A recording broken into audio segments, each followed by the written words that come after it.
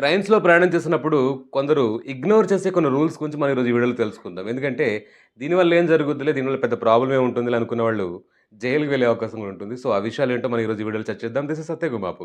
Welcome to Telugu finance TV. ఎప్పుడులానే video శ్రద్ధగా చివరి వరకు చూడండి. ఎందుకంటే చివరిలో ఇదే టాపిక్‌కి సంబంధించి ఒక చిన్న ప్రశ్న అడుగుతాను. దానికి సరైన సమాధానం ఎవరైతే చెప్తారో వారికి వ్యాపారాన్ని మన ఈ ఛానెల్‌లో ఫ్రీగా ప్రమోట్ చేసుకునే అవకాశాన్ని అయితే కల్పిస్తున్నాం. ఇప్పుడు టాపిక్‌లోకొద్దాం. టాపిక్ ఏంటంటే, సహజంగా మనలో చాలామందికి తెలియని కొన్ని రూల్స్ తెలిసినా గాని వాటిని ఇగ్నోర్ చేస్తుంటారా ఏం జరుగుతుందిలే అని. సో, వాటిలో మొదటిగా chain pulling. So, chain pulling మనకు జనరల్‌గా చైన్ ఇవ్వడానికి గల ఒక పర్పస్ ఉంది. ఏదైనా ఎమర్జెన్సీ అయ్యుండాలి. ఒక రీజన్ ఉండాలి. స్ట్రాంగ్ రీజన్ ఉండాలి. ఏ స్ట్రాంగ్ రీజన్ లేకుండా క్యాజువల్‌గా మీరు లాగేసి ఆకతాయితనంగా ఉంటే గనక మీకు రూ.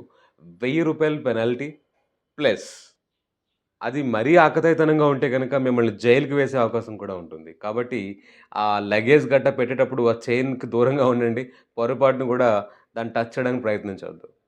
నంబర్ 2, కొన్ని ట్రైన్స్‌లో స్పెషల్ బోగీస్ ఉంటాయి లేడీస్ కోసం. కొందరు కంగారులోనో లేదా కావాలనో జెంట్స్ ఆ బోగీ ఎక్కేస్తూ ఉంటారు. అలా ఎక్కారనుకోండి మీకు రూ. 500 పెనాల్టీ. మీరు కుదిరంగా లేకపోతే జైలుకి వెళ్ళే అవకాశం కూడా ఉంటుంది. తరువాత ట్రైన్స్‌లో స్మోకింగ్ చేయడం. చాలామందికి ట్రైన్‌లో స్మోకింగ్ చేస్తే ఆహ్, పెనాల్టీ రూ. 500 పడుతుంది కదని వాళ్ళు ఏం చేస్తారంటే టాయిలెట్స్‌కి వెళ్లి మరి స్మోక్ చేసి వస్తూ ఉంటారు. అలా చేసినా మీకు పెనాల్టీ అయితే 500 ఖచ్చితంగా పడుతుంది. గుర్తుపెట్టుకోండి, అసలు ట్రైన్ ఎక్కిన దిగేంత వరకు మీరు స్మోకింగ్ జోలికి వెళ్ళొద్దు. వెళ్లారంటే మీకు పనిష్మెంట్ పక్కా.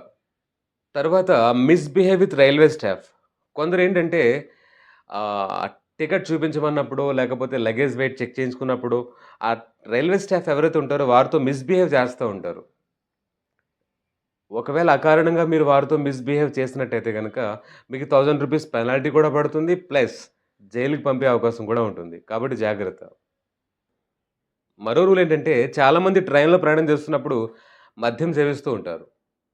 కొందరు ఓపెన్‌గా, కొందరు తెలియకుండా అక్కడిక్కడ మిక్స్ చేసి పట్టుకొచ్చి చేస్తూ ఉంటారు. కానీ ఆ పక్క వాళ్ళు గనుక చాలామందికి తెలుస్తూ ఉంటుంది. ఆయన దగ్గర స్మెల్ రావడం అబ్జర్వ్ చేస్తారు. అలా జరిగితే మీరు ఆర్‌పీఎఫ్ కంప్లెయింట్ చేయండి. అలా చేసిన వారు ఎవరైతే ఉంటారో వారికి రూ. 1000 పెనాల్టీ కూడా పడుతుంది. ఒకవేళ తను దాన్ని స్టాప్ చేసి సారీ చెప్పి పక్కకెళ్ళకుండా ఆర్గ్యుమెంట్ చేసి గొడవ చేసుకుంటే జైలుకి పంపే అవకాశం కూడా ఉంటుంది.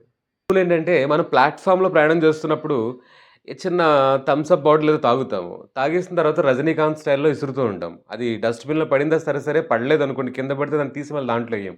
ఇలాంటి ఆకతాయితనంగా ఉన్నట్టుగా మీరు ఎక్కడైనా కనిపించారనుకోండి వాళ్ళకి, రూ. 100 నుంచి రూ. 500 వరకు పెనాల్టీ పడే అవకాశం ఉంది ఈ లిట్టరింగ్ రూల్ మీద.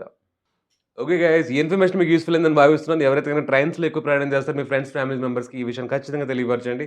సో దట్ వారు కూడా జాగ్రత్తగా ఉండి వారి యొక్క ప్రయాణాన్ని హ్యాపీగా కంప్లీట్ చేసుకుంటారు. అండ్ ఇప్పుడు చిన్న ప్రశ్న అడుగుతాను. దానికి సరైన సమాధానం చెప్పండి. ప్రశ్న ఏంటంటే, ఒకవేళ మీరు ట్రైన్‌లో ఆల్కహాల్ తాగుతూ దొరికితే ఎంత పెనాల్టీ పడుతుంది?